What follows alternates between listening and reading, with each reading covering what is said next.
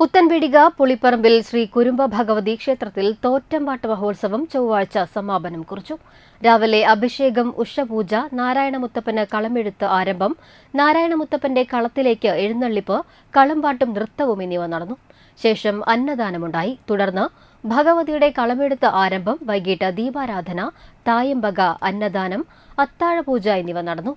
ശേഷം ഭഗവതിയുടെ പുറത്തേക്കുള്ള എഴുന്നള്ളിപ്പ്, ചെണ്ടമേളം, നന്ദുണിപ്പാട്ട് എന്നീ വാദ്യമേളത്തോടെ രൂപകളത്തിലേക്ക് എഴുന്നള്ളി.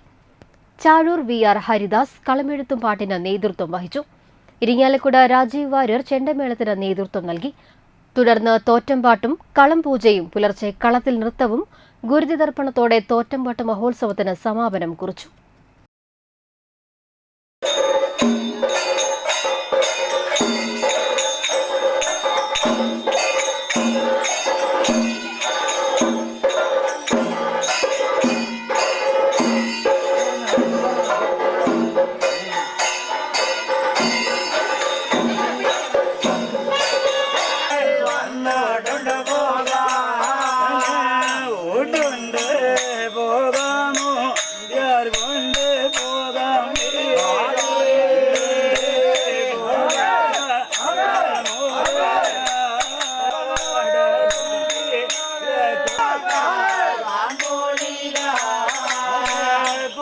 Hola.